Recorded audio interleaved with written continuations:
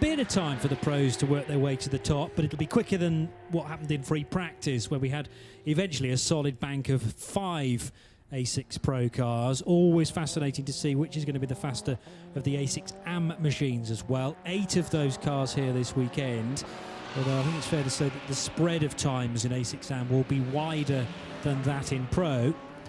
Matteo Magliucelli proving himself again to be a real talent here in Austria. I'm not sure how experienced he is around this short circuit.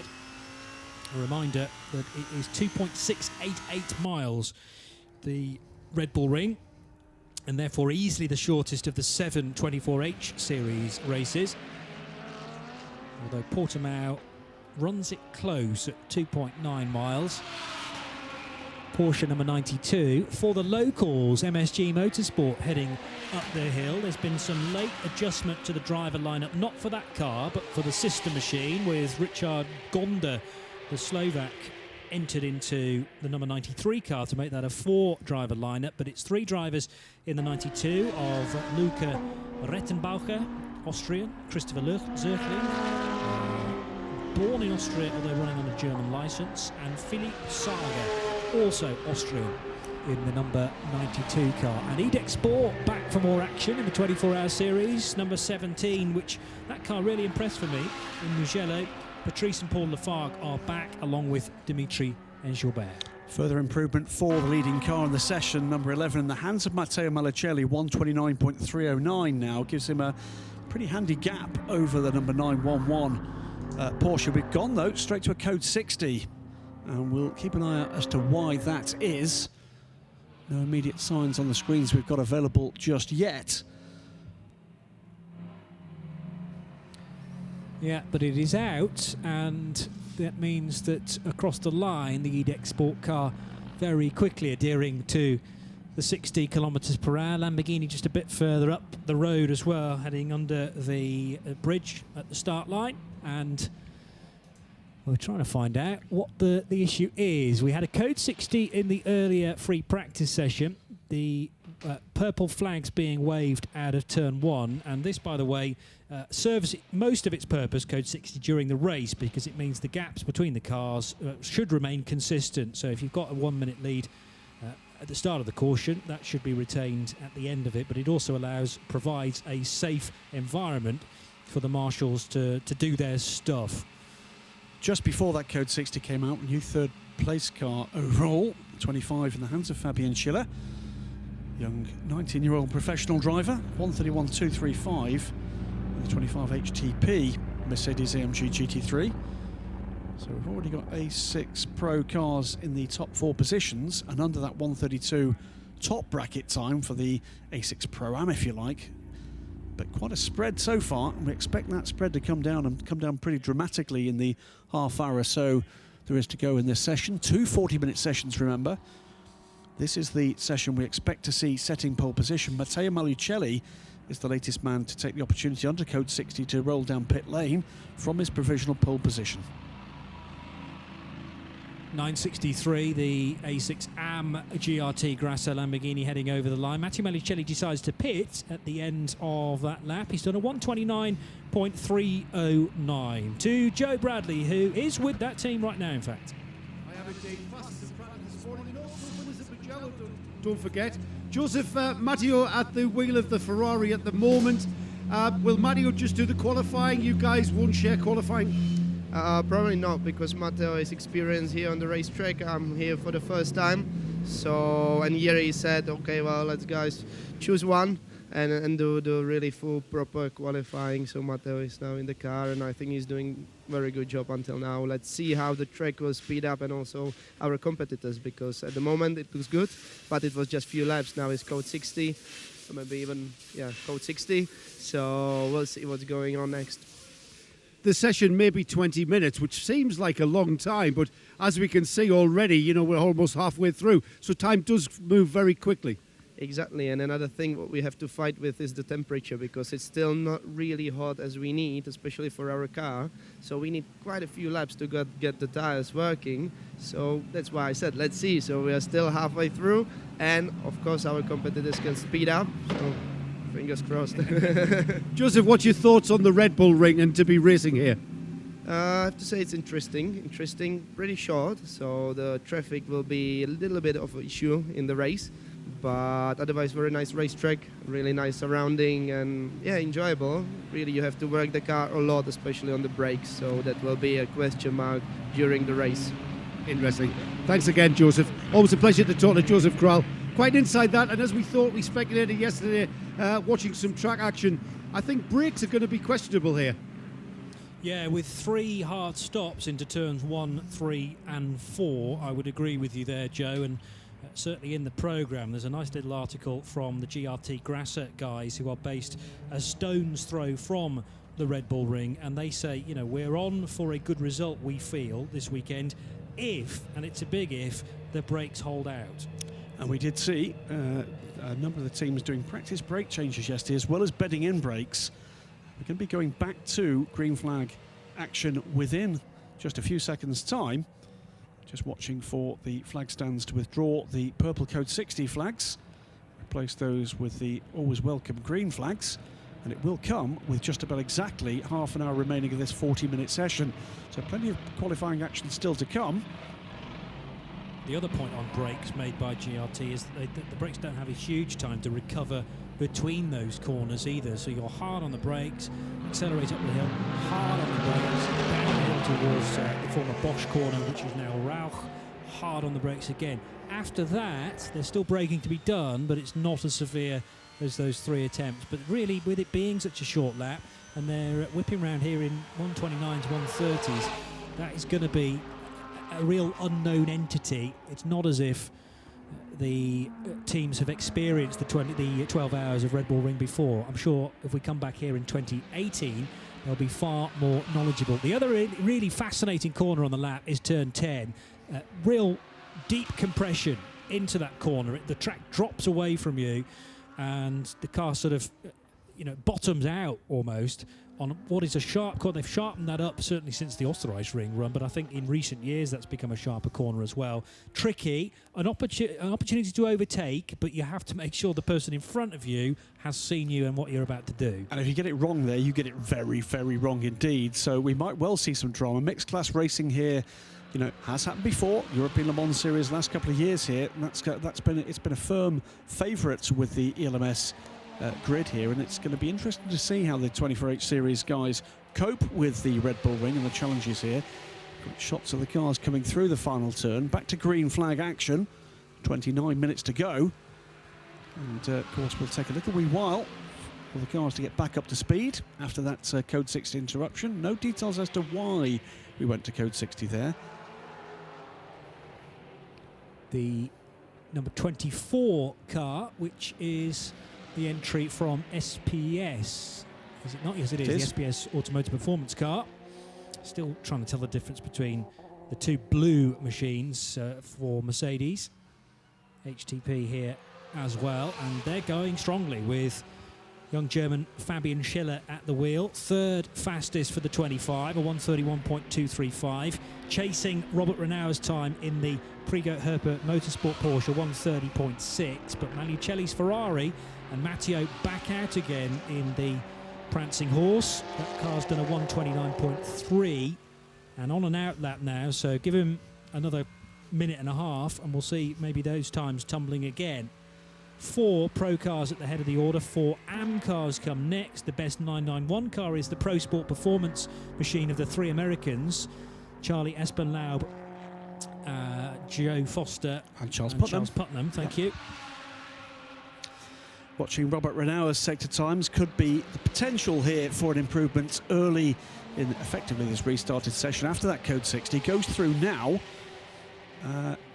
doesn't quite improve his time.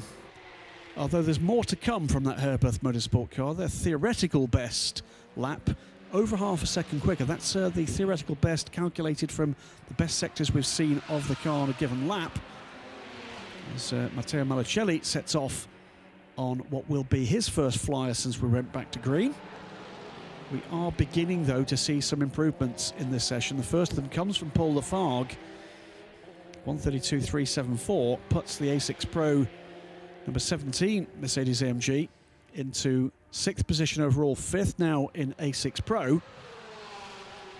But we're going to get down, I think, some very quick lappery very quickly now.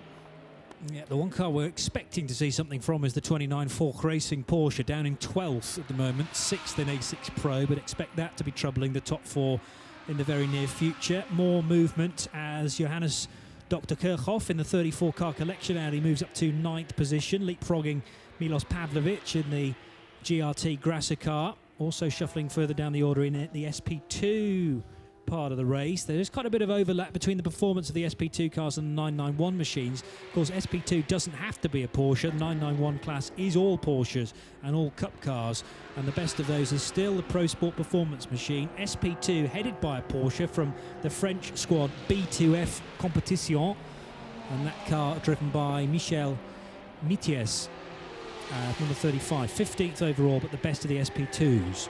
Robert Lukash coming around to complete his lap any time now, but we're still weaving to get some heat into the tyres as he started the lap he's currently on. Here comes Matteo Malicelli, his first flyer, 1:30.385, but tellingly the fastest third sector in the session overall. So this could be the big push from Matteo Malicelli this time around. Robert Renauer, meanwhile, still sits 1.3 seconds back in second position, so 11 from 9.11. Here comes Lukash. It will be an improved lap time from Lukash, 14th overall before that lap, and moves up to second, 1:29.684. So, and there's more to come there, I'm sure. He was still weaving to get heat into the tyres when he started that lap. So he closes to within 0.4 of a second now of the Ferrari's time. Both the leading pair under 1:30. Robert Renauer certainly capable of that pace, not looking like he's challenging it the last time around, but this time quicker. So 11, 29, 9.11, then the 25 AMG, and some lap times cancelled for not respecting the track limits, and amongst them, Johnny, was Robert Lukash. Yeah, in the 29 car, also one of the car collection Audis, number 33, the 64 Porsche Lorient Racing SP2 car, and the 92 MSG Motorsport machine driven by Luca Rettenbacher. So the 64 car has at the wheel Frederick Ansel, and the 33 Audi is at the moment driven by Dirk Parhofer, and those cars have been slightly higher on the timing screen, but they've had those times removed. Interestingly, Richard Gonda has now taken the wheel of the number 93 MSG Motorsport machine. We haven't yet seen, obviously, the 204 Vortex V8, which had issues earlier on in the free practice session, but also the 46 True Racing KTM not seen yet. 24 cars out on track, although 2 of them are currently in the pit lane, 3 of them in the pit lane. Robert Renauer improved last time around into the 1:29s, 1:29.807. Of course, Robert Lukash's time cancelled, so he tumbles back down the order. Matteo Malicelli, meanwhile, lost time in the final sector, but was on for a lap time into the 1:28s there, and is quick this time around again. Not quicker than he's been, but quicker than anybody around him. He's got half a second advantage over the Herbeth Motorsports Porsche, but with the Porsche going quicker again this time around, this is going to get closer. It certainly is. We'll keep you in touch with that, but for the moment, let's hear from Joe Bradley. Yeah, you mentioned the Vortex, Johnny. The 204 numbered car had a slight off, well, quite a big off actually, in the practice session that preceded this qualifying. And as you can see, hopefully, the people who are viewing this from the stream can see repairs going on. And for people listening in on RadioLeMans.com, I'll try my best to describe what has gone on with the car. Front end damage on the left front corner of the car has resulted in what I can see is mainly bodywork. Work going on the front splitter. That's invariably been replaced. I'm just going to check that is the fact. Maybe not. Maybe that's the original. It's showing signs of scuffs and whatever on the left-hand front corner. Suspension is all intact. Not sure if I can see over the shoulder of this mechanic and see if there are any new parts. Looks like a steering rack maybe has been replaced on the car, and the front upright looks pretty new.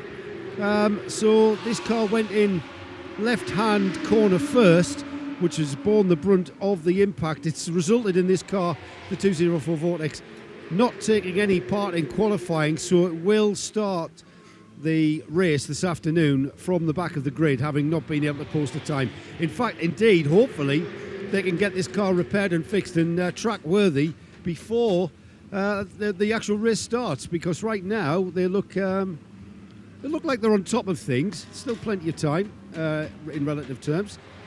Nice use of the hammer there just to get the steering rack located. So yeah, the Vortex certainly not going to be out in qualifying, but it looks all in order to be seen and all in line to be seen for the race.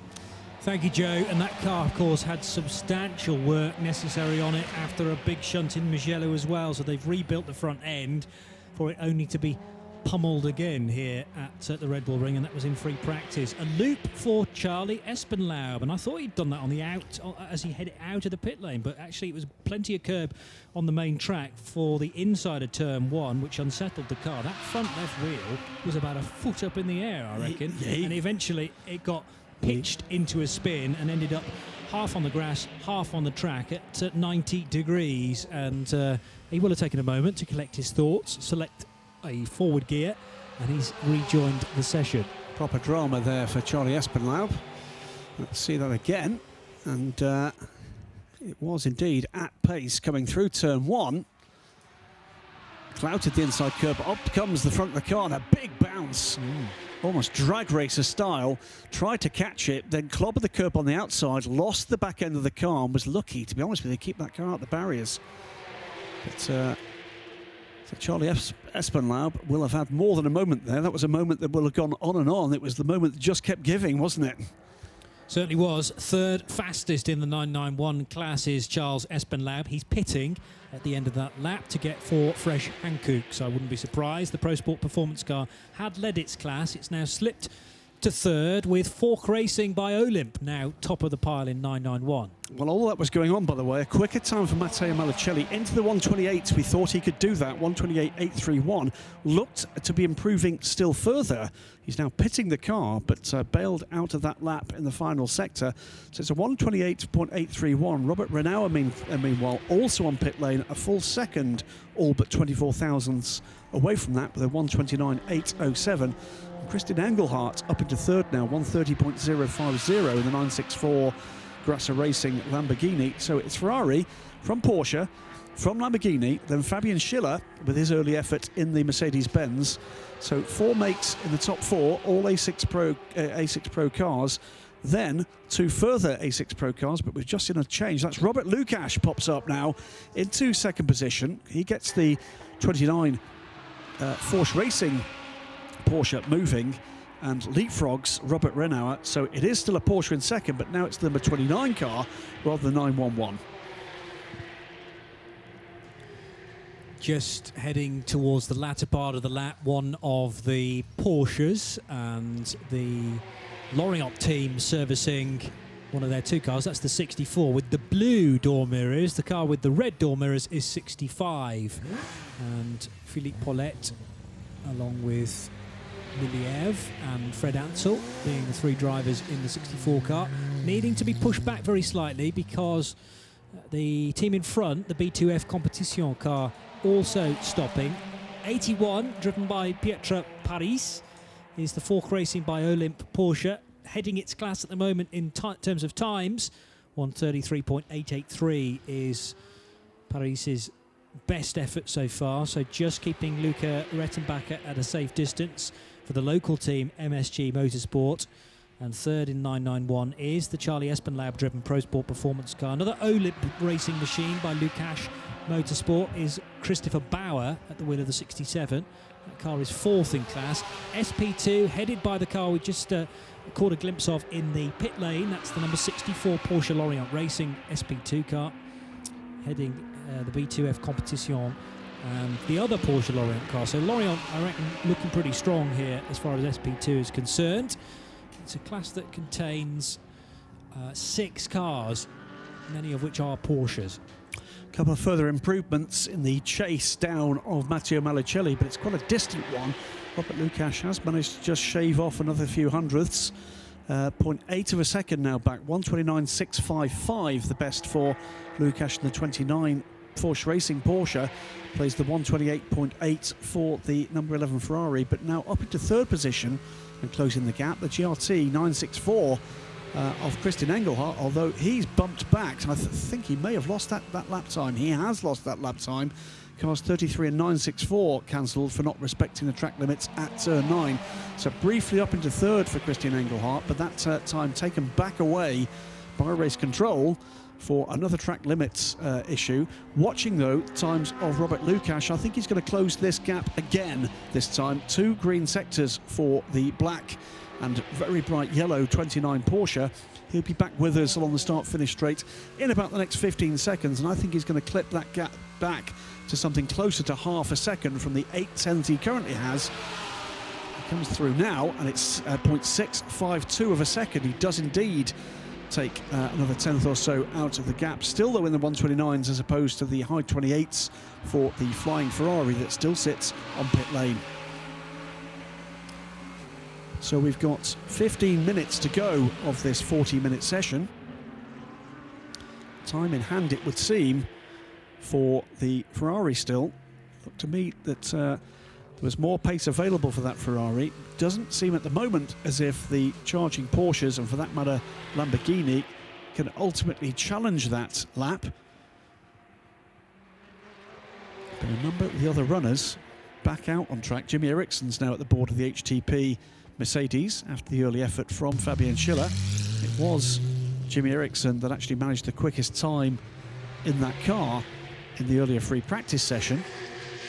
So what can be done about the moment the pretty crushing form of the number 11 Ferrari? It's going to take something special from one of the chasing cars.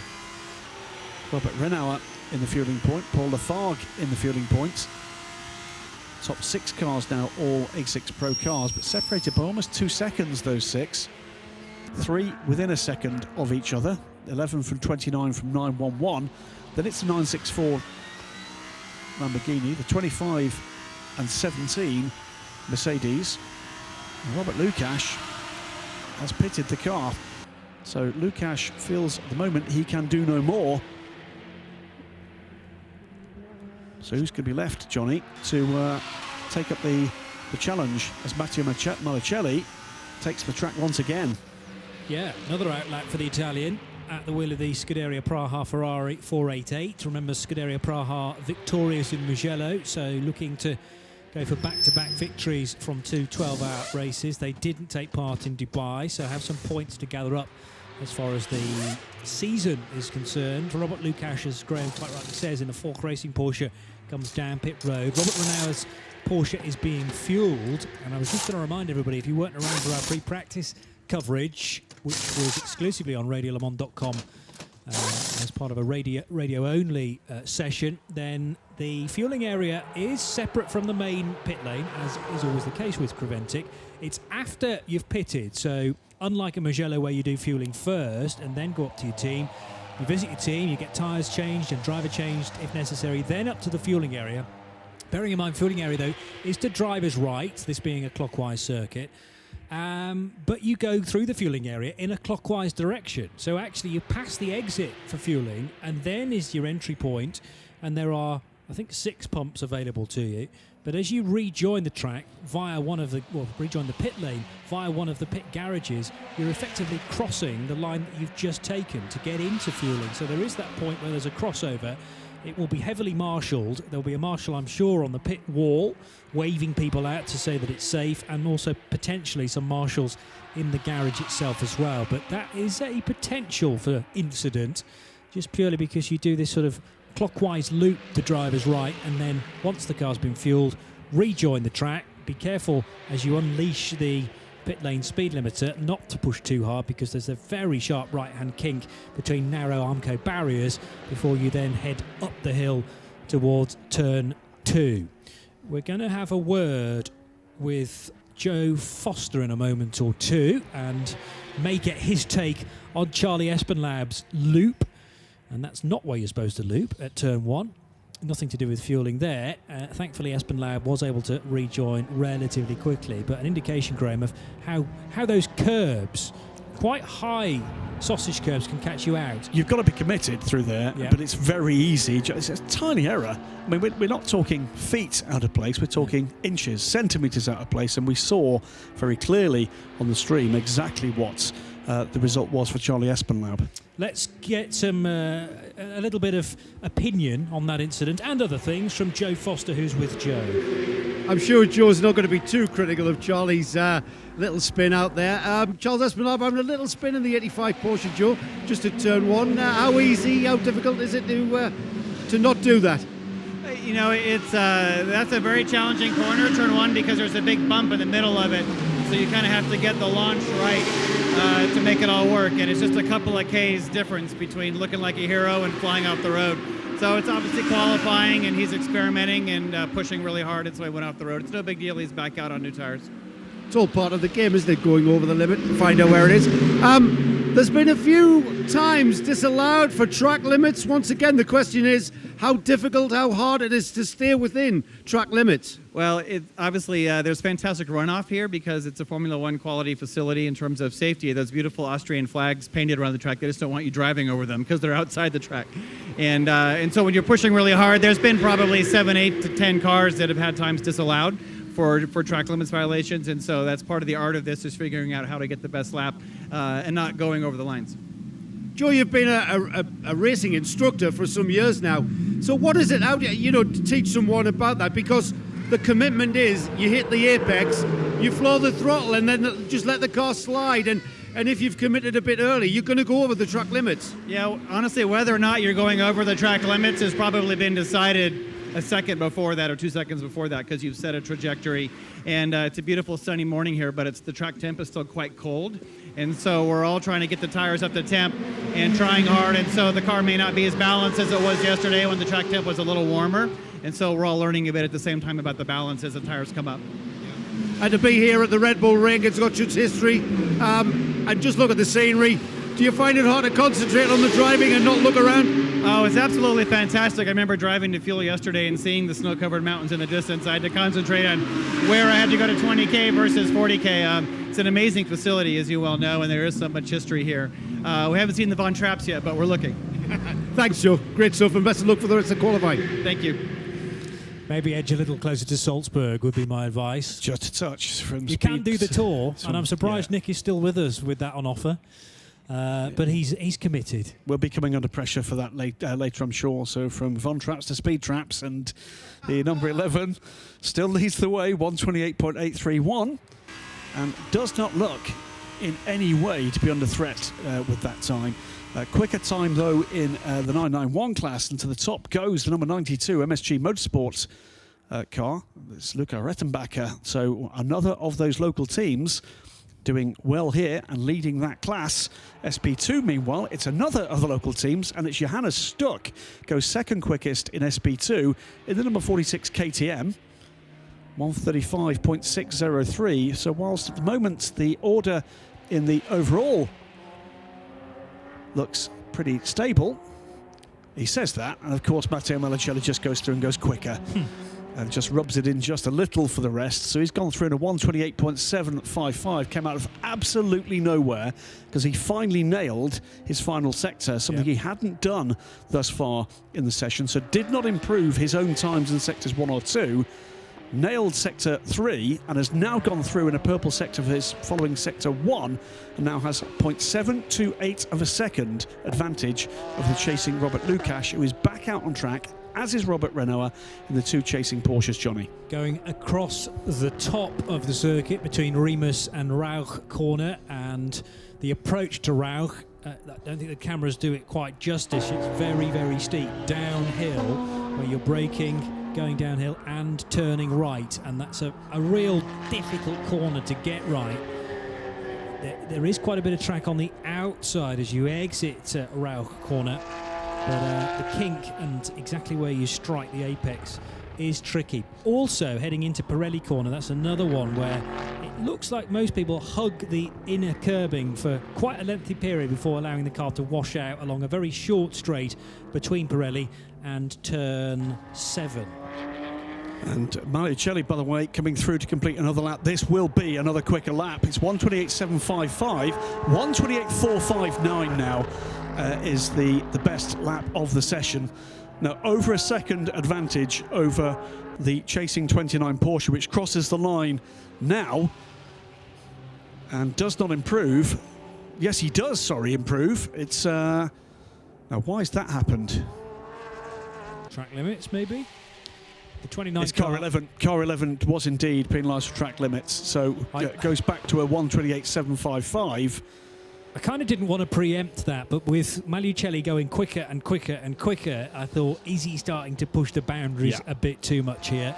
Hadn't seen anything questionable, but clearly the stewards have, and they have therefore cancelled the last lap. Yeah, however, one improver, marginally, the 911 Porsche, Robert Renauer, goes through, now goes second with a 1:29.471, 12 thousandths of a second quicker than Robert Lukasz's best effort. That looks to be pretty VMAX at the moment, doesn't it, for the Porsche pair? Improvement 2 for Christian Engelhardt, into the 129s again with the 964 Lamborghini, but stays fourth, 1:29.752. Second, third and fourth, very close together indeed, but cannot touch the effort of the number 11 Ferrari at the moment. Quicker time as well for Jimmy Eriksson, the fifth place HTP Mercedes-Benz. 1:30.465 though is the best that he can manage. That's 1.7 seconds down on the Ferrari's time. Yeah, true enough. Jimmy Eriksson and the HTP Motorsport Mercedes would have hoped for a little better than that. We still have 5 minutes and 10 seconds to go. And the best Ferrari time, a legitimate time, is then a 1:28.755 after the 1:28.4 was judged to be illegal as far as track limits are concerned. 1:29.344 now is a time, though, for Robert Renauer in the 911 Porsche. So Robert Lukács pedalling very quickly, but Renauer comes from not quite nowhere, but I had missed the 2 green times on that lap for the German, and Renauer still on it up the hill, pushing hard through the kink at number 2, turn 2, and then on the brakes at 3. So is he able to go quicker again through sector 1? No, but it was through sectors 2 and 3 that Renauer found the time last time around. And Christian Engelhardt improves too and is closing on the number 29 Porsche. So third position under threat from the Lamborghini. Christian Engelhardt with 1:29.497. So those three, second, third, fourth, separated by about a tenth and a half. Immediate response from Matteo Malicelli, a purple sector in sector 2. So can he improve but stay within those track limits? Well, we're going to find out in under about 30 seconds when the very bright red Ferrari appears to our left and crosses the line.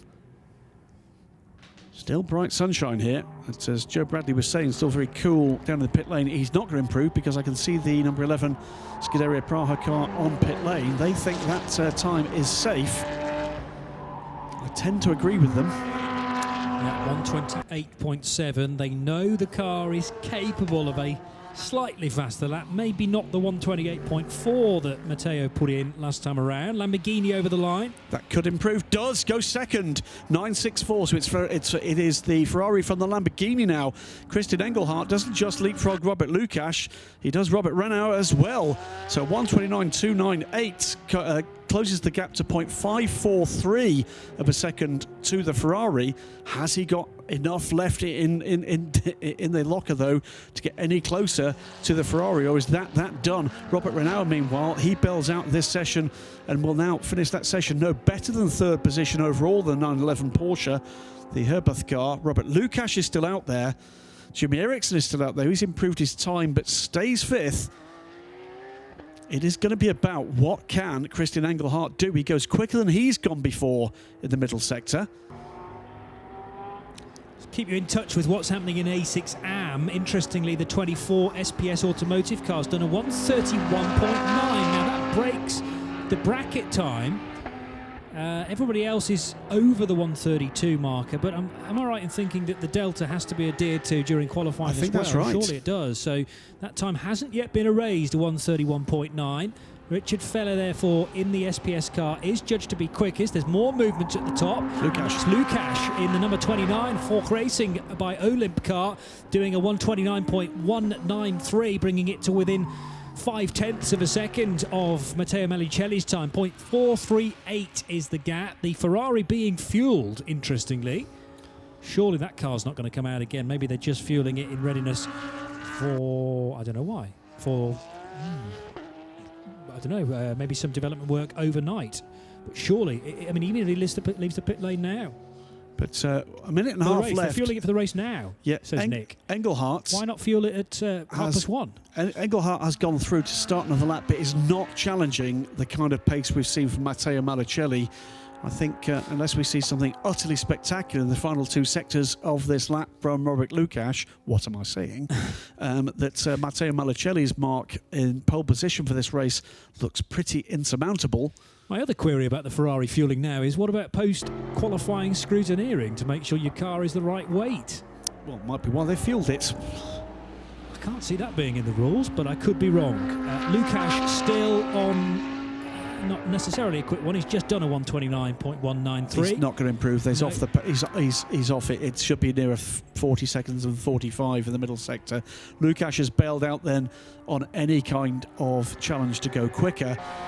And Christian Engelhardt's on a reasonably quick lap, but I don't think one that's going to trouble the overall top position. He could, though, get through here and start one further flying lap. Here he comes. He has got time on the clock. So Christian Engelhardt goes second. Goes second with a cracking final sector, 0.418 now of a second behind Matteo Malicelli. Goes back into second position in the 964 Lamborghini and will get an almost completely clear lap for the final moments of this session. 6.5, 4, 3, 2, 1, and we're going to have the checkered flag shown right now, start finish for the end of the session. And there's what, 3 cars out in circuit? If there is speed in that Lamborghini, now's the time to do it. He has got that opportunity. It's all going to be what he sees in terms of the delta times. He's down a little on Sector 1. But again, one of the beauties of GT3 racing is, of course, they deliver the performance in very different ways. Yeah. And considering that, the GRT Grasser Lamborghini and the Fork Racing Porsche separated by 0.02 of a second. So the gap far closer, second to third, than it is first to second, and I still think Scuderia Praha will be reasonably confident that a 1:28.755 will be enough, but we're still keeping our eyes peeled for the GRT Grasser Racing Team Lamborghini, which now disappears out of turn 7 through the kink at Wurst Alpina and through Rindt Corner over the curb, very Austrian curb, the red, white and red colours, and through the deep compression way out over the curbs there for Christian Engelhardt. Over the line he goes, and is there any improvement? No. It's a 10th off his best time. It was a pretty good effort. Didn't improve in any of the sectors, but was very close to his ultimate theoretical best. So a good effort there. Does therefore share the front row of the grid. Matteo Malicelli for Scuderia Praha in the Ferrari 488 GT3 therefore takes pole position in a 6 Pro and almost certainly overall, unless something incredibly dramatic happens in the following session for the slower cars. But on the front row of the grid goes the 964 Lamborghini of the locally based GRT Grasser Racing Team. Christian Engelhardt therefore flying the flag for Austria and for Lamborghini, and all Italian cars front row, but Scuderia Praha and GRT Grasser Racing Team will form up the front row for the race later today. I'm told, by the way, by Joe Bradley that the Ferrari worked its way into fueling purely to get the car out of the way of everybody else that may want to be using the pit lane exit. So that was logistical rather than actually filling the car with fuel. And Joe is loitering with intent down in the pit lane to get some stories from that frenetic session. Yeah, Johnny, just to shed some light on why the Scuderia Praha team chose to fuel their car mid-session or while the session was still live. It was basically, the answer was just to get it out of the way. The car is out on the track. They can now fuel it in preparation for the race. And now all they have to do is get it back. And as you can see behind me, and for those listening, the car is now being pushed back from the fuel station. It came out of the fuel station, but of course the checkered flag had already flown, so the track was closed, so they couldn't drive back out onto the track and come round. So the team have had to sprint down the whole length of the pit road and are pushing the Ferrari back once Matteo arrives back in the car, we'll be able to find out just how he came about that pole lap. But that was all the explanation was. So there must not be any post-qualifying scrutineering regarding weight. The organisers must be quite happy with that. Well, yeah, it is perfectly legal to fuel during qualifying, and you can do that after the first minute. You can do that with 1 minute remaining, I suppose. As long as the session is live, then that's absolutely fine. So it's the Ferrari 488, number 11, doing the fastest time, a 128.755. We saw the prancing horse go a little quicker than that, but that time was deleted because of exceeding the track limits. Nevertheless, a fabulous effort from Matteo Magliucelli. GRT Grasser Racing Team, the team based 5 minutes from here at Red Bull Ring. Second fastest. Phenomenal effort there from Christian Engelhardt, a 129.173. Fork Racing, powered by Olymp's Porsche 991 GT3R. Third fastest. Robert Lukash doing the time, a 129.193. From the Herbert Motorsport Porsche, a 129.3. So 0.2 of a second slower. HTP Motorsports Mercedes, fifth fastest, 130 flat. EDEX Sports Mercedes, a 130.8, puts it sixth, ahead of the best A6 AM car, SPS Automotive Mercedes, seventh fastest overall, but the best of the A6 AMs ahead of GP Extreme's Renault, the Car Collection Motorsport number 32 Audi R8, and Hoffer Racing's Mercedes. Will they be a little disappointed with a 132.371? Puts it fourth in A6 AM. Fifth in AM, True Racing's KTM Crossbow, again locals, based near Graz in Austria, the 56 car 11th fastest and fifth in A6 AM. There's a bank of 4 991 class cars, the best of those also a local team. MSG Motorsport, not very far away from Graz, is their factory and headquarters. The 92 Porsche, therefore, are doing the best time in 991, a 133.293, ahead of Fork Racing's 81 Porsche, the Olymp Racing Lukash Motorsport 67 Porsche, and another Porsche Cup car. Of course, it's a Porsche Cup class. The Pro Sport Performance is fourth in that division and 15th overall. SP2, the fastest car, True Racing's KTM. So we did see that eventually, the Crossbow. 134.8. Speed Lovers Porsche was second fastest in SP2 with a 135.3. And 21st position was the number 35 B2F Competition SP2 Porsche 991 Cup car.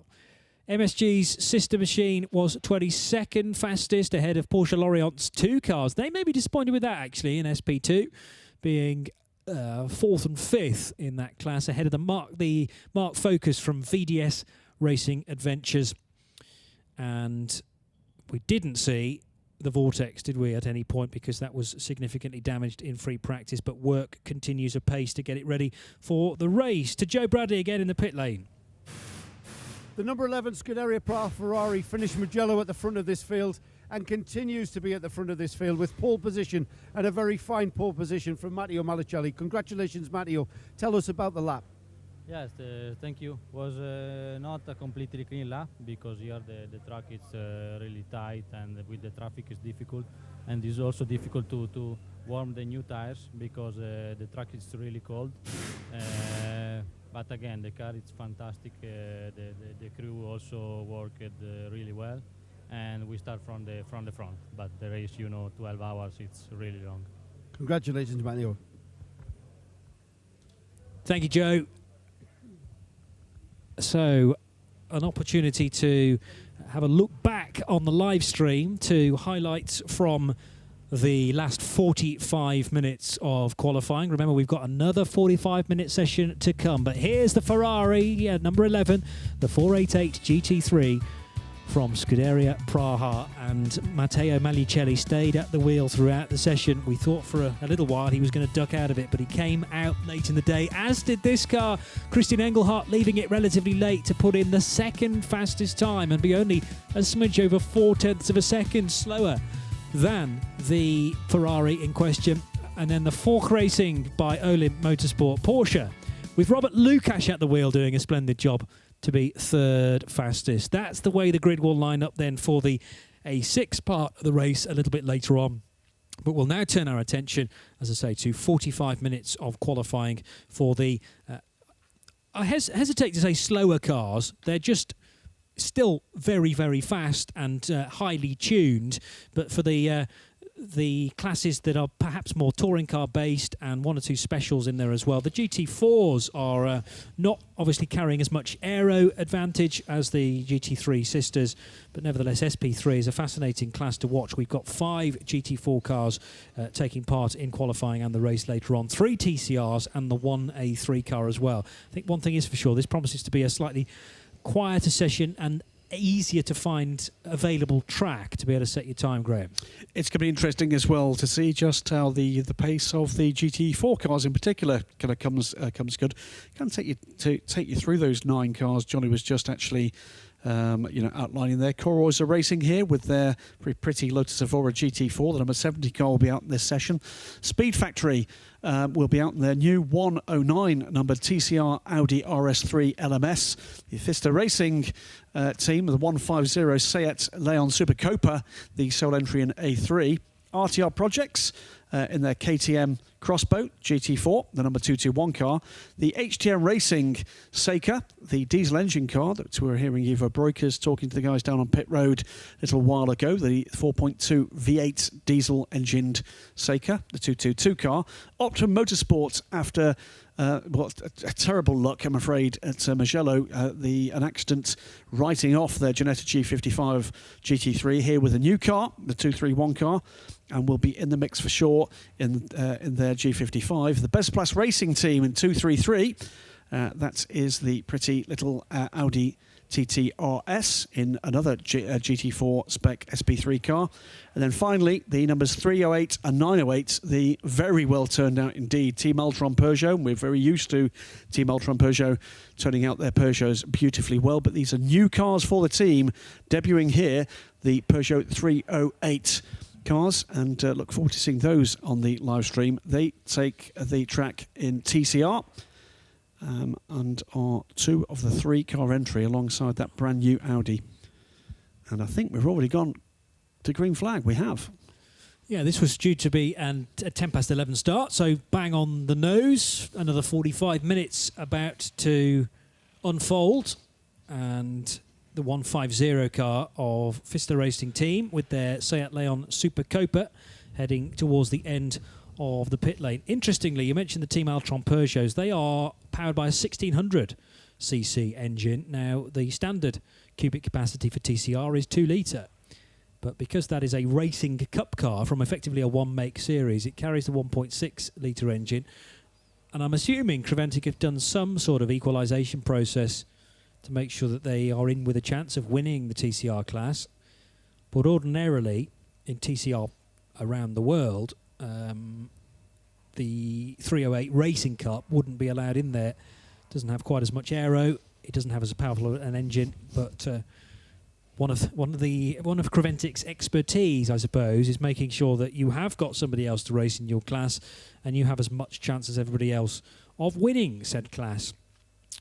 3 TCRs. We hope that the Seat Leon Super Copa from Class A3 will be able to mix it with those cars as well. And then these 5 SP3 GT4 cars, the Lotus Evora from Coroyza Racing. Bearing in mind, Cor doing the race with just one other co-driver, Eric van Munkhoff from the Netherlands, as is Cor. And there's another team doing it with 2 drivers. Oh, that's the VDS Racing Adventures crew from Belgium, yep, with 2. It's a little bit of a stretch maybe for a 12-hour in one batch, but I suppose when you're looking at it from a 3.5-hour plus 8.5-hour race, slightly more manageable with just the 2 pilots. Yep, the 222 HTM Racing Seika is making its way down pit lane. That's one of the first sights of the new Peugeot 308, and an equally new car. This is the by Speed Factory Audi RS3 LMS. Now, it has to be said, we're getting very used to seeing TCR cars out there. And on board with the 908 car. Yeah, so this is one of our one of our many onboard cameras, but one of the 2 Team Altron Peugeots, car number 908, which is just coming through Rint corner now, down the short hill towards this deep compression corner where the track really drops away from you through turn 10 at Red Bull Mobile. And the driver of the car, Stefan Ventiat is just trying to get some heat into the Hankook tyres beneath the 908 machine. You don't get to admire the angles of the Peugeot 308 from inside the cockpit, but nevertheless it's a good insight into what the driver has to do. Obviously still spending the early part of the lap getting heat into the tyres. No tyre warmers in this series, so choosing, as I say, with only 9 cars out on track as a maximum, there is plenty of space, even on a 2.6 mile circuit, and sensible therefore not to hit the ground at 1,000,000 miles an hour. Just slowly feed your way into this session, get used to the conditions. There will be more grip available to these cars compared to the free practice session this morning. We've got more heat in the day, we've got far more rubber down on the track surface, and with every minute we're heading away from the rain that we had earlier on in the week, which really did wash the track clean of any grip. No more rain expected, although Kenneth High reckon there was a 5% chance of rain today, less so tomorrow, and there is that sort of racing line of Hankook rubber building up, particularly into unaptly named Pirelli corner. We're definitely on Hankooks this weekend, but perhaps we should rename that corner just for this event at turn 6. Turn 7 being the unnamed sharp left-hander, where you keep the steering wheel nice and straight on the outside and head for Wurst Alpine over the brow, which Joe Bradley reckons has been shaved since the Österreichring days. He may well be right to just take a little bit of height off the approach down into Rindt corner, where you hug the curb, then out to the left-hand side, plenty of curb taken there, and then this really rewarding corner. It's like a roller coaster as you dip down into the trough and the car almost bottoms out. It becomes very unstable, and then the car runs nice and wide out. Well, not too wide though, because a number of the GT3 cars were more than all 4 wheels over the white line, and then the curb as well, and almost dipping a couple of wheels in the gravel trap at times. You will be pinged for that come the race. Now that lap, the first lap at speed from the Johnny? TCR, I have and the 908 Peugeot going through to 2 minutes .897. And but top of the tabling at the moment is the number 233 Audi, the Beserplace car of Thomas Pekar, at 143.198. Of course, then leads SP3 GT4. A glimpse of the Peugeot from the outside, and Joe Bradley is now with their team manager at Altran. Cyrus Ayari is the man in charge of the Altran Peugeot team. And Cyrus, can I just say how great those Peugeot 308s look? Can you tell us, though, what is the major difference between the new TCR car that we see here today? Okay, thanks. So it's a new car, the 308, replacing our 208, which was an A3 category. So it's a pure TCR car with a 1.6 turbo engine. Now we have only 310 horsepower. It's not yet the final engine we will get later in the year. We will end with 350 horsepower. We are full TCR car with new suspension, new aerodynamical spots, and well, today it's a nice car. We hope to do with this car what we did with the 208 and be challenging all the TCR cars and win some races. Well, you are indeed champions after all. Do you see the 308 being ready and available for anyone who wants to take the car into the TCR Championship? Is that the intention? Yes. This car is the basis of the future 308 TCR car, which will be available for next year and will be available for whoever want to get in or enter in the TCR Championship or a TCR class. And Cyrus, how much running have you actually done with this car? Is this car brand new? Yes, brand new. First running was yesterday. Right. That's incredible. Yes, it's incredible. We have almost no issue. We had just a fuel pump which was unworking properly, so we changed the fuel pump, which is okay for two new cars. We ran 2 times 6 hours yesterday. So far, so good, as we see. Right. So you're still here to race, though, aren't you? It's maybe a test and maybe development, but you're still here to race over 12 hours. Development is part of the race. Race is part of development. No, we are here to race. To race, of course. Yes, we want to race, we want to finish, and we want to finish quickly. So it's a big test before Paul Ricard 24 hours. It's our rehearsal. But as the car is new, we will be a bit maybe cooler than what we are usually, but the real intention is to race, of course. Great stuff, and it's great to see the car here. Thank you, Cyrus. Thank you for talking to us. Thank you. See you later. Yeah, a real infectious personality, I think, there, and he being the head man at Team Altron Peugeot, but that is an opinion shared throughout, down the rankings at that crew. And I mean, the 208 was not at all shabby.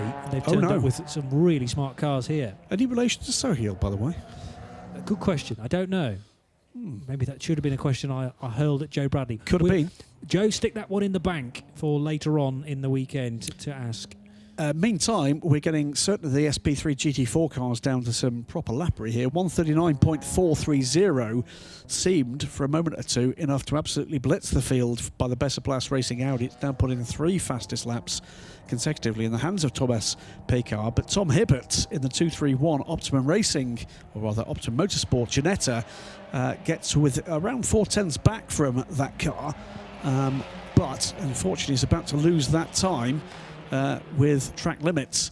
So under 140 doable for the SP3 GT4 cars. TCR meanwhile led by the 109 Speed Factory Audi, 141.527, ahead of the first of the two Team Altran Peugeots, as is an improvement from the second car. So 908 from 308, and 908 as I speak improves further up the field for 142.038, fourth quickest overall.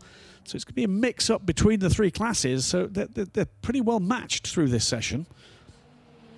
So the number 233, Thomas Pekar, goes through again, doesn't improve that time. 138.776 now is the best from the Audi, and a big gap briefly for that car until Tom Hibbert comes through, and he actually takes pole position in class. 138.405 from Tom Hibbert after losing his earlier quick time for track limits, goes through and puts almost 4/10 of a second on what had seemed in the very early running to be a pretty untouchable run from the 233 Audi. So good stuff from Tom Hibbert in this new or replacement G55 GT3 after the team's previous Ginetta suffered a problem on an outlap at Mugello and was collected in the most horrible way possible by a Porsche when the Ginetta slowed almost to a stop out on track. That car looking after the driver, which is the most important thing, but requiring replacement for here. Meantime,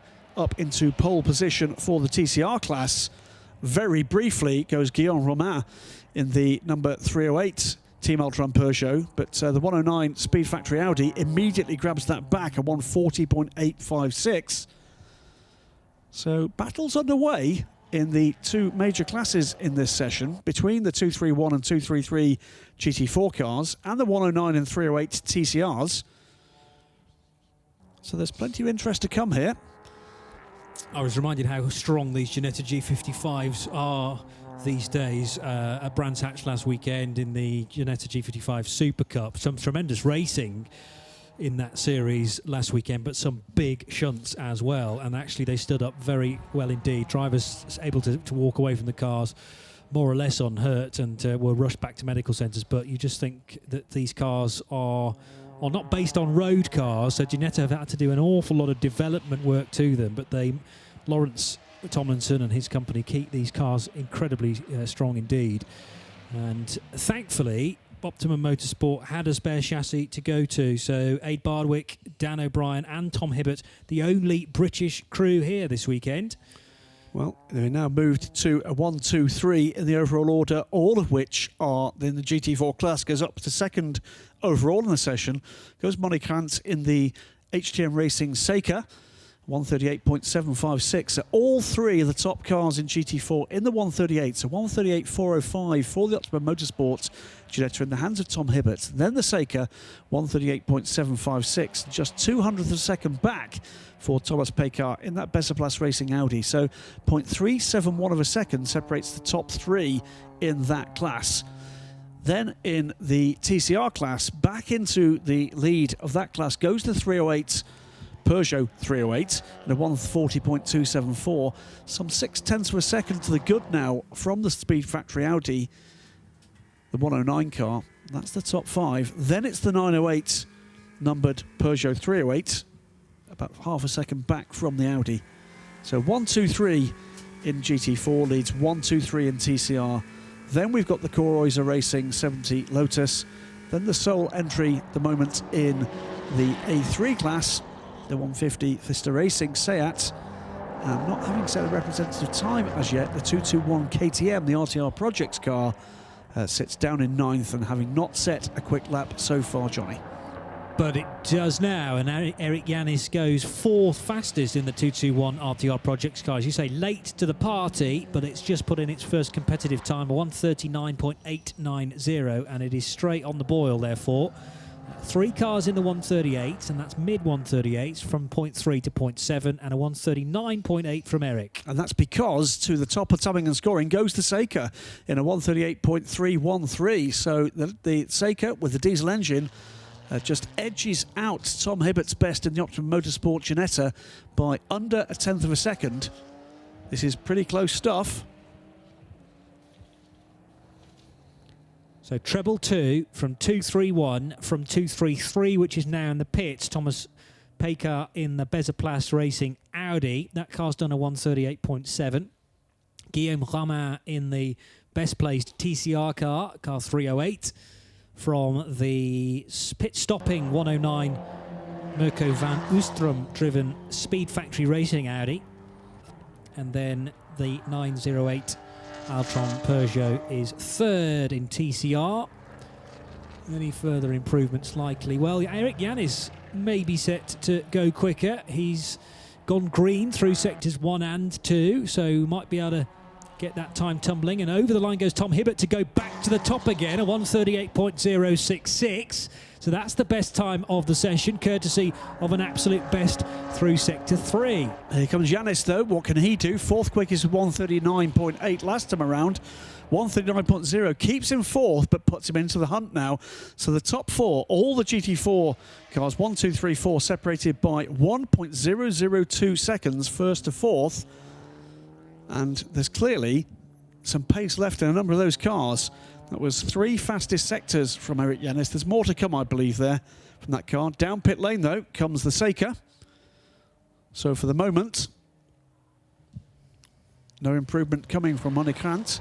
Thomas Pekar also on pit lane in the Bezaplast Audi. That was a great effort from Tom Hibbert. We may be about to see Eric van der Munkhoff improve in the Coroyser Racing Lotus. We'd expect the Lotus to trouble certainly the top 5 in this session. 9 cars out on track, 3 classes represented. Remember, it's the A3 car that's maybe a little bit on its own. The Vista Racing Seat Leon Super Copa, Mario Kral driving the 150 car, and that's done a 152.8, which is a significant distance away from the TCR pace. Yeah, improvement coming if Eric Yanis can keep the pace up in the 3rd sector of this lap. There's 2 green sectors for the RTR Projects KTM, 2 green sectors as well for Eric van der Munkhoff in the Coroyser Racing Lotus. Here comes Tom Hibbert. There'll be no improvement that time through for Tom. But we'll wait to see what happens with the other 2 GT4 cars out on track at the moment. There goes Eric Yanis. He goes up to 3rd and is 1/1000th of a second off 2nd place with that effort. So 138.066 for Hibbert, 138.313 for Monique Grant, who's now into the fueling station in the Seika, 138.314 for Eric Yanis. And there was indeed an improvement from the Coroyser Racing Lotus, but not yet ahead of the lead 2 cars, or the lead car rather, in TCR, into 6th position overall. As the 908 Peugeot improves its time, but drops down to 8th as a result of the improvement from the number 70 Lotus. Lots of life left in this one, Johnny. I think there is, yeah. You might think at it, look at it on the face of things and think 9 cars, it's going to be asking a bit too much for it to be exciting throughout, but there's always something happening. 27.5 minutes to go of this second qualifying session. Monique Grant is in the fueling area, so set for a bit more action in the Seika, and only a quarter of a second to try and find to better Tom Hibbert's time. Yeah, Eric Yanis, though, had that lap time cancelled. Another track limits infringement, this time at turn 1. So drops back down to 4th, Eric Yanis in the KTM. Trying just a little too hard there to close the gap. So it's still 1.002 seconds is the gap. Tom Hibbert comes through again. It's the fastest third sector of the session for that. And that looks to be setting up a go at this and improving this pole time this time around. He's got a completely clear track ahead of him. He has a quarter of a second to the good. Eric Yanis, meanwhile, pits in the number 221 car. There is just under half an hour to go in this session, so there's time for improvements to come if the teams believe it's in the machinery.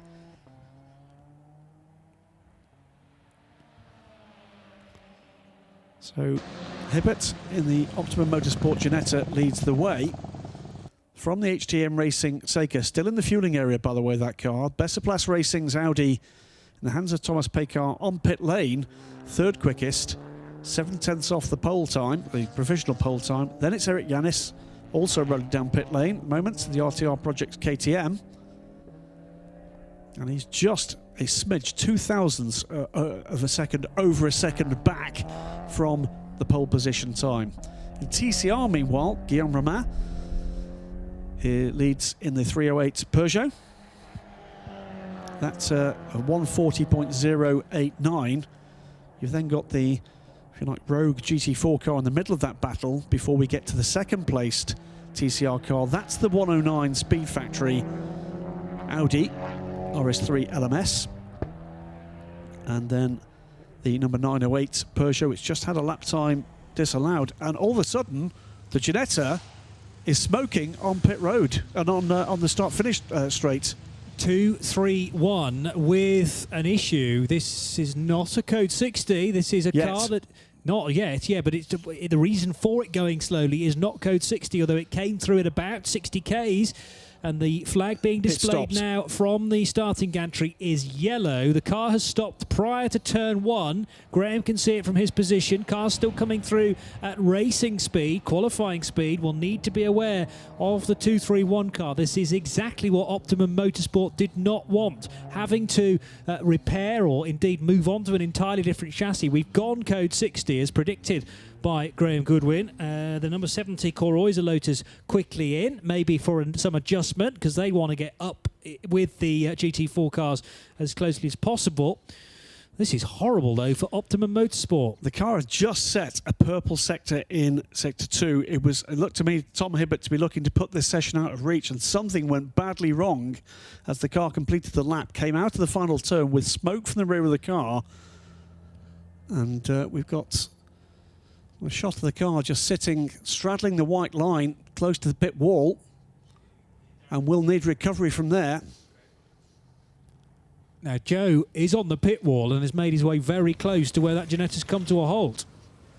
Yeah, the car just came kind of rolling to a stop. I'm going to take my foot and hear any engine. It looked like the engine split into a halt. You know what? It could possibly be out of fuel. Are we out of fuel? No. He's broke the wheel on the left rear there, just exiting the last corner there, run over the curbs, and it's just give him a punk. All right, that's good. That's actually good news. We've got the Optimum team down here. Alex Osborne there it was, who was just telling us what the problem was. So he's gone over the curb on the exit of the final turn and damaged the wheel, which has collapsed on itself. And he's just brought the car to a halt. It's kind of seized or locked the wheel inside the wheel arch. The crew now being allowed over the wall, seeing as we've now sterilised the track with a Code 60, and we're able to see. So the 231, it's got to be said, is now out of this qualifying session. And if anybody, I would imagine this team will now be thinking along the lines of, let's just get this car checked and readied for this afternoon's race. Not that much time between qualifying, finishing, maybe a couple of hours. I think if you're lucky, remember we've got to retrieve this car. It's literally in front of the pits, just underneath the pit wall. It's still kind of on the track, and it's going to take a while, even though it's just literally, if you could just kind of crane it over the fence on the pit wall, we'd be in the pit lane, but we can't. We've got to collect it onto a flatbed truck and take it all the way around the track back into the pit lane for everything to be safe. So the 231 looks absolutely fine, apart from the left-hand corner where the wheel has collapsed into the wheel arch. Thank you, Joe. Yeah, quick word you grabbed there with Alex Osborne of APO Sport, who are not here this weekend, but Alex clearly helping out with Optimum Motorsport, and I'm pleased to hear that is a very much repairable issue for the Ginetta. That has to be the world's most impressive flatbed that we're actually seeing go out there now. It looks like it could haul trees out, let alone broken race cars. But we'll be with the Ginetta any time now. And I think we're going to be able to see what happened at that final turn. Out of turn 10 was where the issue happened. So this is over the rise into Rint corner, turn 9. And was it too much curb there, or was it too much curb into 10? The bottom of the car just disappears as the track bottoms out there. Plenty of curb caught there, though, on the exit of turn 10. So this is the case of, as I was talking about earlier on, 4 wheels over the white line, battering the curb, and it's the rear right that's potentially failed. It's the inside of the curb, which is the kind of sharper edge, if you like, seems to have caught the inside. I'm just wondering, was it just the wheel or was it suspension as well? If it dipped in on the inside of that curb, he could have caught the rear suspension as it came into that compression. You described earlier just how far the cars are compressed for that final turn. So I was looking at one of the guys actually looking slightly puzzled as to what they were seeing. Was it just a wheel, or was it suspension, or was it both? Wheel, hub, uprights, other parts of suspension, tyre possibly as well. There'll be quite a lot of work to assess down there. And Tom Hibbert is out of the car, no doubt, quickly into conversation with Alex Osborne and other people at Optimum Motorsport, but they will be happy that hopefully that is fixed, or will be fixed relatively quickly. They won't have to worry about an engine issue. Good call potentially there from Joe Bradley that they may have been out of fuel, but that was quickly quashed by the team. And Tom Hibbert now in conversation, whilst the Ginetta is having to be straight lifted onto the flatbed. As you say, that is a substantial HIAB, I would call it, almost big enough tall enough to actually stretch the car over the pit lane wall, over the debris fencing, and just plonk it the other side on the apron. But it's going to put it onto its own flatbed and be driven round to the right side of the pit wall. Looks like if they took the jib off the back of that thing, it could be back here for the truck racing later in the year. Absolutely right. They use things like that as the truck safety cars a lot of the time. And they are mighty bits of kit as well. You think the amber lights flashing on a standard safety car are impressive. Well, the whole grille lights up on that thing. And the Ginetta G55 looks very, very tiny indeed next to it. Another update from Joe Bradley. Better than that. I've actually got Tom Hibbert out of the 231 Ginetta. Tom, car going ever so well at the front of the timing screen, to the top of the timing screens, and then you caused a bit of anguish in all of us. Tell us what's happened. Well, basically, it come through on the radio. It says, well, now I know it was 2.5 tenths up. I thought it was 2.5 tenths down, so I was pushing really hard on the last lap. I mean, I was going to give it another couple of laps and then just that would have been it. But last turn, going into the last turn, the exit curb, I hit one of the sausage curbs and it seems to have broke one of the track rod ends. So, yeah, pushing a bit hard. But yeah, I think we're still P1. Hopefully, fingers crossed, we'll stay there. Yeah, now that's kind of a bit of an education going into the race. Education insofar as let's stay off those sausage curbs, I would think. Yeah. I mean, the sausage curbs around here are really, really bad. I mean, you go offline and you can see what happens. Broke the back wheel track rod. So yeah, it's basically just getting the car to the end. You've got 12 hours to just keep off the curbs.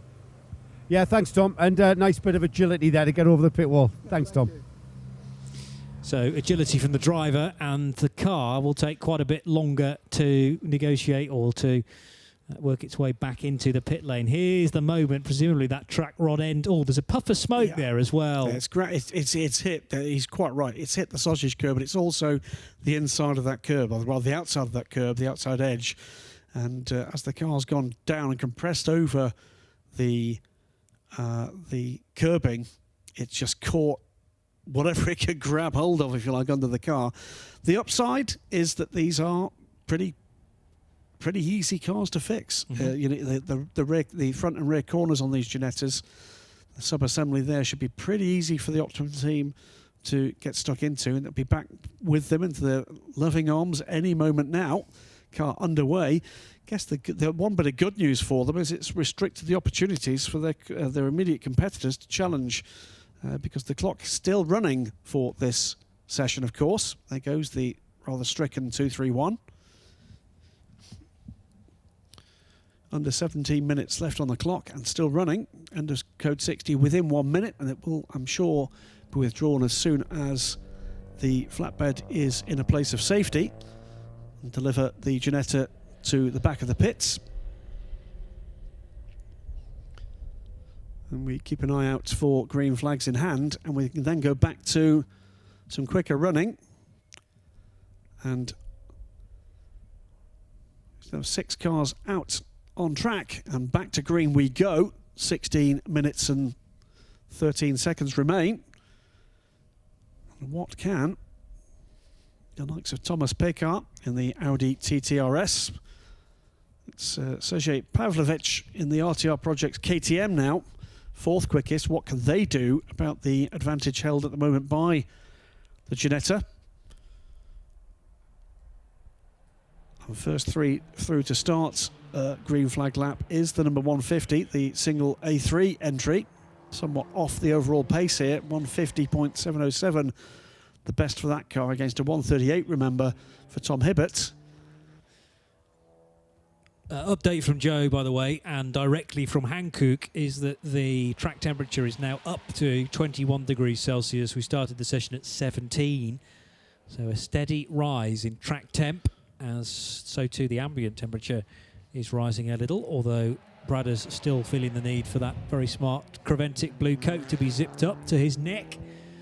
I think they're still pretty blustery out there, and that will be something else the teams need to take into account, which direction that wind is in, and will it be throwing the car off course along certain straights? Will it be in the face of the cars, potentially uphill, I suppose, as the wind blows down the valley? And that will be that will hold you back and restrict your lap time as well. The 908 car heading out of turn number 1 and through the kink at 2. Yes, this is classified as a corner. Then into the braking area at turn 3. Lotus Evora from Colruyser Racing just up ahead. So this is TCR car, not with the 2-litre engine, with the 1.6cc Peugeot power plant in this Team Altron Peugeot 308 Racing Cup car. And down the hill towards Rauch corner. This is tricky on the approach, just as to where you pitch the car in. Not running too far out wide, driver of 908. Still Stéphane Ventaillard. And the 141.022 remains this car's best time. Let's keep you up to date with what else is happening. Obviously, Ginetta, which holds provisional pole position at the moment, is in the pit lane being seen to. Monique Grant in the 222 Seika, second fastest. That car is also in the pit lane. So the best placed car that is still running out on track at the moment is the Besseplast Audi, the Besseplast Racing Audi TT. Thomas Pekar at the wheel of the 233. That car is 3rd fastest. To Joe Bradley once more in the pits.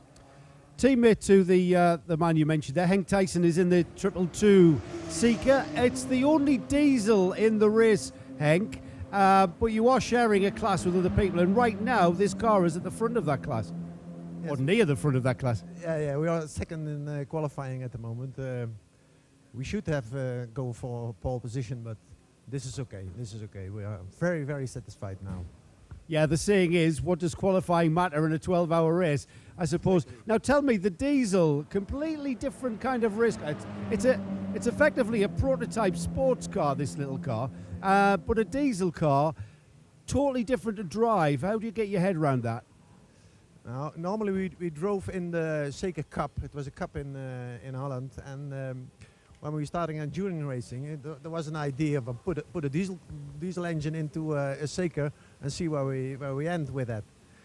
And we struggled for a few years to get it right and things like that. And now we have, I think, a very good engine and a good, reliable car for endurance racing. What sort of engine is in the back of the car? It's an Audi, a 4.2 diesel, 8-cylinder. So it's a 4.2. Now, I know how well that engine goes in the Audi road cars. The power to weight ratio, the torque from the Audi diesel is quite something. This car must be quite a car to drive. No, it's very easy to drive. Yeah, really. The first tuning options, we had the 960 torque meters. It was too much. The gearbox couldn't keep it up, and the drive shafts broke like wooden sticks. So it was really difficult. We're back to 860 now, and everything seems to be okay. Right. So it's kind of, you get enjoyment from the technical aspect of running the car, I take it. Yeah. Of course, it took us about 3 to 4 years to get it on this level now, and we're very happy with that. And what do you expect from the race? Is it a race where you have to be very disciplined, or can you just drive this car flat out? We have minimum lap times from 1:39. So now in qualifying it was 38. So I think if we can drive in the race around 39, 40, at least the podium should be possible. Yeah, that's what I like to hear. Positive thinking. Best of luck for the race, Henk. Thank you very much. Thank you, Joe. So, yes, a fascinating team. Henk Thiessen, Monique Grant and Ivo Breukers are the three drivers due to be racing that Seika GT TDI with effectively a road-going Audi 4.2 TDI engine in the back of it, and HTM Racing looking strong in this qualifying session. And, of course, their nearest and dearest competitor looking like going to take no further part in this session with just 10 minutes remaining. I talk of the Optimum Motorsport Ginetta. But, Graham, eagle-eyed as ever, you've spotted an issue for potentially another car. Well, three things to comment on. First is that we've just seen a quicker lap time and up to third position in class for Sergei Pavlovich in the RTR KTM. Made a big improvement and very close now to second position with the HTM Seika we just heard likely to play no further part in this session. So the KTM up into third position. The 109 Speed Factory TCR Audi improved, but will lose that lap time and will stay in the first position in class, but will not actually extend the gap. But what I can't understand is what's going on with the Beserplace Racing Audi. Yeah. It's pitting now, but it's done 2 laps, 30 seconds off the pace. Very, very slow past us Twice. On 2 sequential laps, indeed. So the 233 just appearing beneath our feet now. Meanwhile, Joe is still with HTM Racing. Well, we heard Henk Thiessen just describe the 222 Seika. We heard him describe how the car has a 4.2 V8 Audi diesel engine. That's the sort of engine that you'll see in the Audi A6, the Audi A8, and a very fast and fantastic road car. It'll have you cruising down the Autobahn or the motorway at in the UK 70 miles an hour, of course, and on the Autobahns 120. But just look at the size of this V8 engine squeezed into the back of this, what is effectively a tube frame sports car. It practically fills the rear of the car. It's held in under the frame. It's not a stress member. What I mean by that is the engine is mounted inside the cradle of the chassis. Now, this is the car that I'm describing and looking at. This is the chassis, the engine, the gearbox at the rear in true sports car fashion. Engine just behind, busy. The driver sitting with his back resting against the engine. There's nothing between the driver's back and the rear wheels other than engine and gearbox. The power to weight ratio on this, we heard Henk describe when they first put this engine in and they were playing around with torque and they were playing about with power outputs. They were snapping drive shafts because basically the power and the torque from this engine is phenomenal. So after 4 years of development, they're at a situation where the car is a lot more drivable. But the experience of driving this car must be phenomenal. The punch out of the corners, the power to weight ratio, phenomenal. These are really interesting little prototype sports car, and it's great to have them. I think we should have more of these, if only. Looks more like a locomotive than a race car from that angle, Joe. I mean, you're absolutely right. Compared to the size of the car, the size of the engine, that's spectacular. New pole position man in the TCR car, and that comes from the 308 Peugeot. Goes up with a 1:39.504, 300ths of a second quicker than the 109 Speed Factory Audi. And that is in the hands of Guillaume Romain. He's been in the car throughout this session. Improvement 2 for the number 70 Corroiser Racing Lotus. It's lost one quicker time, but still up into 5th position. So it's now the SP3 GT4 Quintet, 1, 2, 3, 4, 5 in this session, and is going to improve again this time. Comes through now in hands of Corroiser, and again improves, stays 5th, but closes the gap by another couple of tenths. Sergei Pavlovich, meanwhile, has gone up into 2nd position overall in this session and in class, and closes the gap to the Optimum Motorsports Ginetta to around 0.209. So at the moment, we've got Austrian teams on the front row of 2 significant classes, Johnny. Yes, and that's nice for the locals. RTR Projects looking strong in their KTM Crossbow. And we also have of course, the Optimum Motorsport car not still running, but hanging on by its fingernails by 0.2 of a second to pole position. GRT Grass are doing tremendously well in the earlier session, and they are based just 5 minutes away from here. Christian Engelhardt leaving it late to post a time to put the car on the front row of the grid for the race that starts later today at a slightly delayed 2:15 start time. Originally billed as a 2 o'clock. We have Optimum Motor 2:15 the race starts, and 1:45 is when we're on. Yes, I think that's pretty much what I said, Nick. I should say, by the way, it was originally billed for 2 o'clock, but people, Nick is talking off mic, which works wonderfully well on radio, I find, particularly with these really smart microphones. I'm going to apologise to our host nation, by the way, because RTR Projects, of course, are not an Austrian team. It is an Austrian car, but it's a Czech team. So it's an Austrian car that will be on the moment on the front row of the GT4 class. It's an Austrian team with fundamentally not an Austrian car, which will be on the front row overall with the Grasser Racing team and their Lamborghini Huracan GT3. Yeah, so Ginetta from the UK, and the only British squad here this weekend from RTR Projects, who have significant backing or advice given to them from KTM, who are a Graz-based car company, but also key in the motorcycle manufacturer trade as well. While RTR Projects from the Czech Republic, HTM Racing and their Seika 3rd fastest ahead of the Besserplas Racing Audi, which is back out again. Is it going any quicker is the next question to answer, and the last time through it did a 1:39.4. No, that was the theoretical best time. Was it? I beg your pardon. That's 1:38.7 it's got to beat. It needs to find half a second to make its way any way up the order. It needs to find just over 7/10 to treble pole position. And I think that certainly looks to be the only one of the GT4 cars. And in fact, it's come straight back in. It's come straight back in. That car must be carrying a problem, Johnny. It has to be. It has to be. And Thomas Pekar, patient as ever, but we know he's a quick driver, and this must be incredibly frustrating for the 233 guys. Remember, they are the team that ran the Mini Cooper last year as an A2 car, so a significant step up in class, if you like, moving towards the SP3/GT4 division.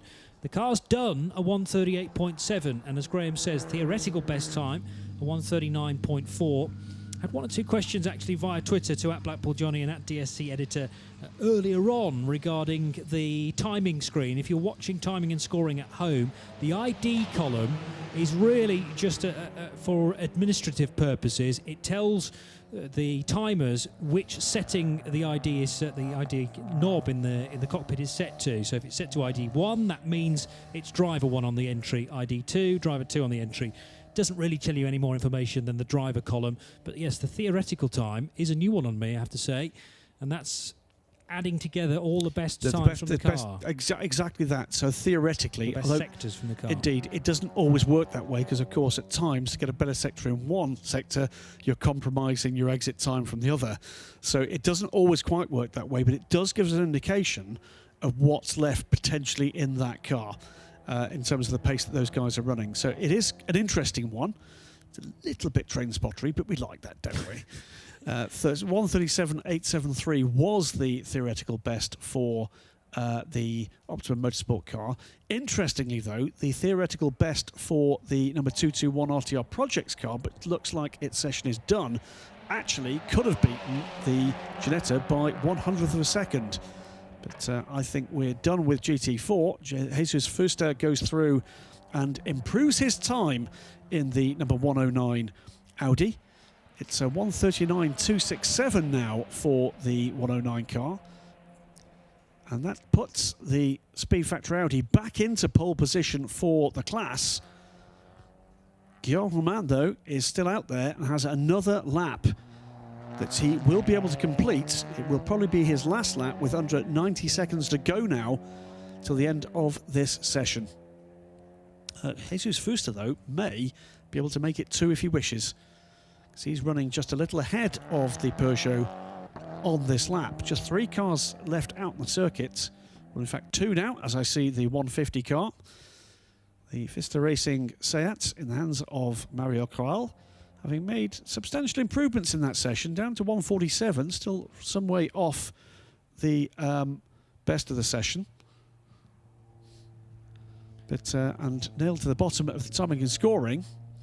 But just the 2 cars battling for pole position in TCR left out on track. And the gap between the 2 of them, 0.237 of a second. Which pretty remarkably, by the way, is exactly the same gap from the last of the GT4 cars to the lead car in TCR, 0.237 a second. 25 seconds to go. There are still 2 cars circulating. The Speed Factory Racing Audi RS3 for TCR, and that car heading its class from the Guillaume Romain driven Team Altron Peugeot 308 Racing Cup car. And doesn't look like there's going to be any improvement. Here comes the Racing Cup car of Guillaume Romain and doesn't improve.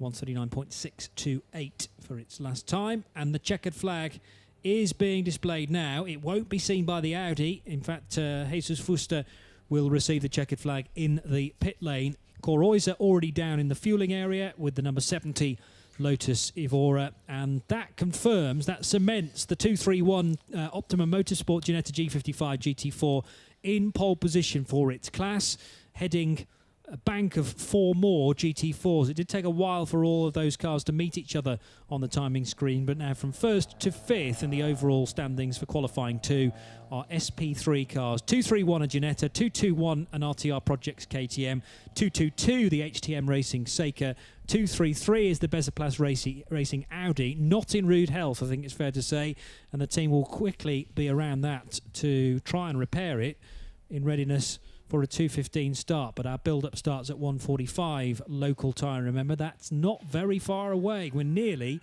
at midday now, that session having been ended at 11:55, bang on schedule. So it was Jaime Fuster, by the way, not Jesus Fuster at the wheel of the 109, unless that's no, that won't have just changed, because it will have been triggered by the timing beam on the way in. So Jaime Fuster, Jesus Fuster, the more regular driver in the European Le Mans Series, correct, by Speed Factory's car, and shares that car, this weekend. So both the Fusters. Yep. Guillaume Romain still circulating and may well cross the line to receive the checkered flag, because Guillaume did sneak onto one final lap, although isn't showing any green times. In fact, has backed well and truly off. Does the middle sector in over a minute. And everybody else prepping for the race, because we have 3 cars already in the fueling area. Optimum then with work to do, although they have a fast car. Bezoplas Racing potentially have a fast car, but need to sort out whatever the gremlins were in that machine, because it came touring its way into pit road And Corroy's car already down into the fueling area. So it's GT4 first to fifth. Optimum Motorsports Ginetta G55 doing a 138.066. KTM Crossbow from the Czech Republic team RTR Projects second fastest, 138.275. From the Seika GT TDI of HTM Racing, their car doing a 138.3. From Besserplas Racing's Audi, 138.7. And Corroy's Racing's Lotus Evora, a 139 flat. 3 TCR cars, 6th, 7th and 8th overall. The best of them being the Speed Factory Racing Audi RS3 LMS SEQ, a 139.267 for the 109 car. From the 2 Team Altron Peugeot 308s, 139.5 for car number 308, and for car number 908, a 140.161. And the lone A3 car from Pfister Racing team, the Seat Leon Super Copa car 150, doing a 147.170. So that is 45 minutes of qualifying 2 done and dusted. And here is Joe Bradley with some reaction from the session. Well, it'll be the 231 Ginetta, the Optimum Motorsport Ginetta, that will start from the class ball, the GT4 class ball. Now, this is the car, remember, that rolled to a halt right in front of the pit wall with a broken rear suspension. And right now, the team are going to work. There is very little time between, I say very little time in relative terms, between the qualifying and the start of the 12 hours of the Red Bull Ring. This afternoon, we'll be getting ahead with the first 3.5 hours of the 12 hours. So right now, I haven't got a Tom Hibbert to talk about pole position. He told us all about the rear suspension braking, but we didn't quite get a chance to have a word with him about his pole lap. Right now, they're in a driver's briefing, an all-important driver's briefing. I think the main topic of discussion is staying off those sausage curbs for 12 hours. What do you guys think? Sorry, Joe, I was slightly distracted there. Throw me that question again, if you can. I think you ended that with not being able to interview Tom Hibbert because he's been rushed off to the driver's briefing. And I think Joe may have headed to the driver's briefing as well. Or quite possibly, knowing Bradders pretty well, he's probably headed for lunch. The Red Bull is jumping through the hoop here at the Red Bull Ring. Let's look back then on the live stream at the last 45 minutes of qualifying. And the fastest car out there being the Optimum Motorsport machine after the great timing from the 231 machine. Here's the Seika, the 222 car finishing in 3rd position. Monique Grant's car for HTM Racing, powered by the 4.2 litre Audi TDI engine. And thank you to Joe Bradley for giving us an insight into the underneath of the engine cover there to see exactly where the engine sits. This is the 221 RTR Projects car from the Czech Republic, racing very much an Austrian car, but it's all Czech drivers, 4 of them. And here is the 231 car as it's meant to look and as it's meant to run prior to that kind of off-track moment at turn 10, which did damage to the end of a track rod on one of the rear suspension parts of the car. Thank you, though, for joining us, and be sure to join RadioLeMans.com later for the race start at 2:15. We'll start our build-up at 1:45.